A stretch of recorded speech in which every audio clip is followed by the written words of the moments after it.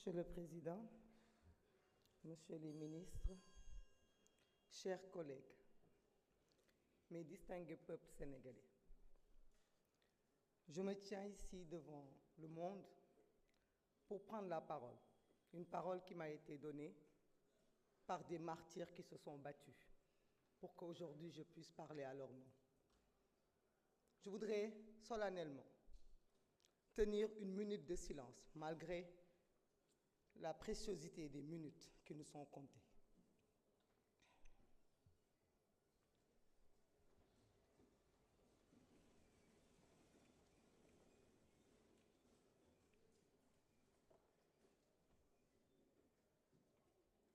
Je vous remercie. Je vous remercie et je suis fière d'être aujourd'hui avec vous dans cette salle. Et je suis fière de vous tous autant que vous êtes. Beaucoup ont épilogué, on nous a parlé de manifestations qui ont amené des morts.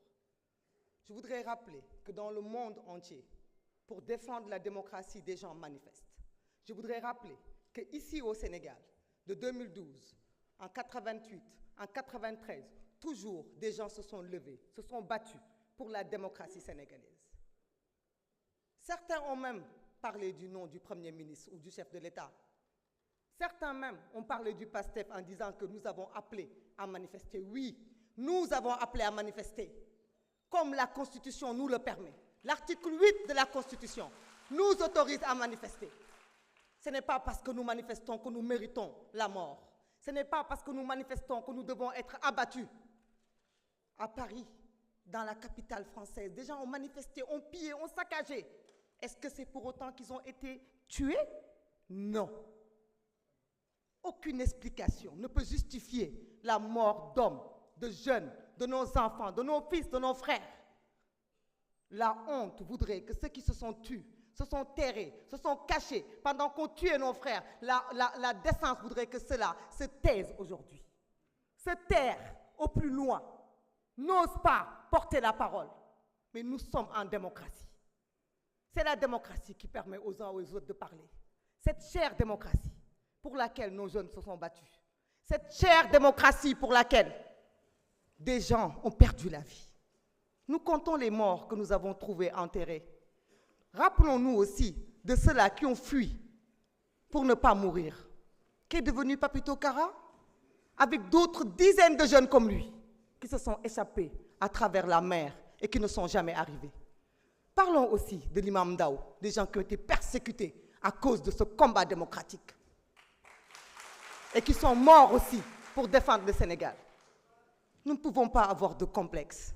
Les paroles sont tellement mielleuses quand on parle aujourd'hui.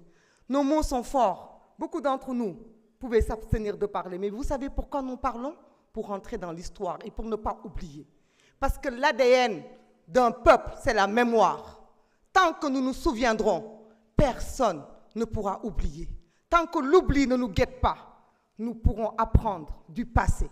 Certains nous disent l'amnistie. Vous avez pris ce qui est bon. Oui, nous avons pris ce qui est bon de cette amnistie. Parce que ce qui est bon, c'est le choix du peuple sénégalais, souverain. Un peuple ne se trompe pas. On ne peut pas jeter l'amnistie. Parce que jeter l'amnistie, c'est revenir sur la décision du peuple souverain d'avoir élu le président Bassirou Diomaye Faye, emprisonné arbitrairement.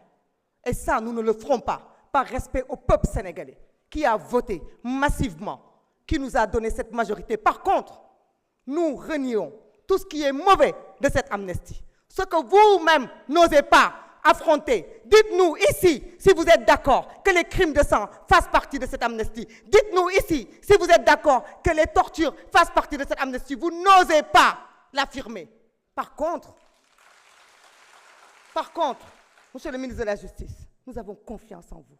Nous savons que vous rendrez justice parce que vous êtes un épris de justice. Nul ne peut nous donner de complexe. La justice sera rendue. Mais ceux qui veulent mettre dos à dos des manifestations, des pillages, des casses de voitures, des casses de magasins avec le respect de la vie humaine, je dis honte à vous. Honte à vous et nous sommes là pour vous obliger à vous souvenir et nous sommes là pour que l'oubli ne guette pas notre peuple parce que nous sommes un peuple digne et un peuple qui n'oubliera pas ce qui s'est passé de 2021 à 2024. Nous sommes ce peuple fier. Merci au peuple sénégalais. Honorable Moussa Amady Sarr, vous avez la parole.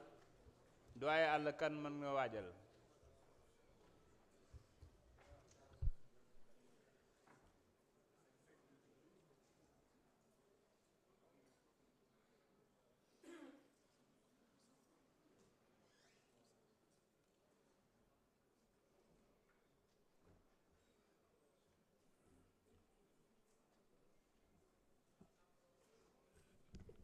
Merci, Monsieur le Président.